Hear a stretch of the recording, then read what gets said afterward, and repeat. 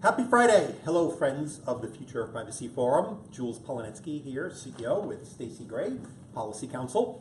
We're going to talk for a couple of minutes today about microphones in your home, about smart TVs, about the CIA hack, which evidently included smart TVs, so that those of you who have a smart TV or who perhaps have an Echo or a Google Home or another smart home device that has a microphone in your home can join us in thinking through some of the issues, privacy, security, and convenience, given all these somewhat disturbing episodes. So what just happened? We know that this week, WikiLeaks put up Vault 7, a trove of documents that show that the CIA was, as I guess they should be, spying around the world, hopefully only around the world, as I think we know the CIA is supposed to be doing, on our adversaries, hopefully our adversaries only, and the methods that they were using evidently were surprising to some of us. One of the interesting hacks that caught our attention was a hack of the Samsung Smart TV. Now, this is a Vizio Smart TV. Those of you who are following the news know that the FTC just recently announced a settlement with Vizio. Vizio was sharing, not your name, but your IP address, technical information about your TV with the shows, or the categories of shows that people were watching, with third parties who were then using it to examine target advertising and so forth, and Vizio agreed to only do this by giving you some clearer notice and the ability to say you don't want that to happen. So, should you have a Vizio TV, you hopefully already saw a notice and you said yes or no, depending on your particular privacy sensitivity. Okay, the Samsung TV at question may be one that you have. So, did the CIA hack your TV? Now again, hopefully they were doing this just overseas, but did they hack your model TV? Or if you're one of our fans from overseas, did they actually hack your TV? So, Stacy, what do we know about what the CIA did? Are any of our American watchers at risk that their TV could have been hacked? And what did they do? They listened, they were able to listen in.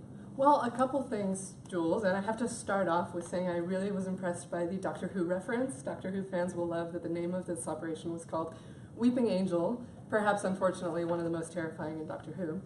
But that was the CIA code name. That was the CIA code name for this particular smart TV vulnerability. What they were doing that was most concerning to most of the readers of Vault 7 was using proximity to the device to exploit a vulnerability that would allow them to put the TV into a fake off mode. So proximity, they were not from their remote headquarters hacking in. They actually had to be in your house. So if the CIA was not in your house, that you know of, with a USB that they inserted to put their program that gave them this control, you're probably okay. So unless you're a foreign operative and have had the CIA or someone who might have been the CIA in your house, this was not a remote hack. They did not apparently have the ability to do that, at least as far as we know at this time. Yes, that's correct. Although that hack itself was still pretty concerning, the fake off mode would allow it to look and appear as if the television was off to the people in the house, but would still be on and transmitting audio and potentially even video.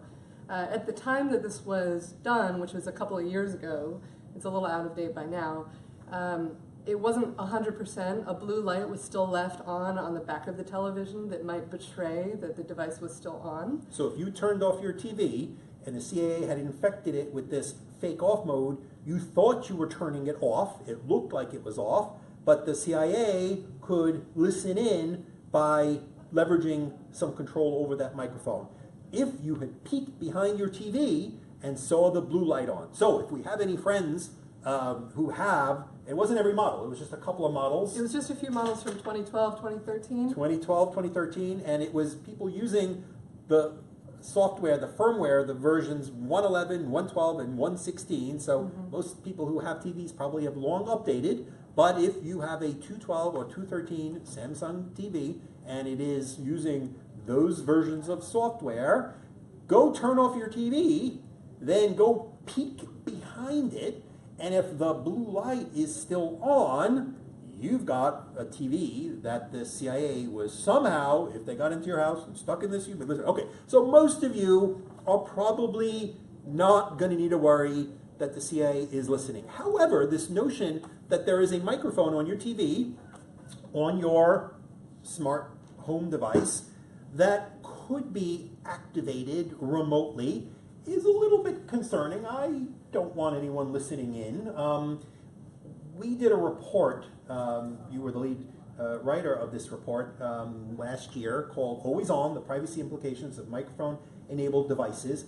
And one of the criticism we had is we said people are calling these devices always on, which means always collecting data from your home. And we tried to make the point that when there are devices that are always on, well, you want to know about it. They're always transmitting. There's no need to pop in any sort of USB or have any fake mode. They're transmitting, and perhaps the information could be intercepted, or frankly, maybe the CIA would go to whoever's getting that data, that third party that is listening and getting and recording that, sure, they get your information over there.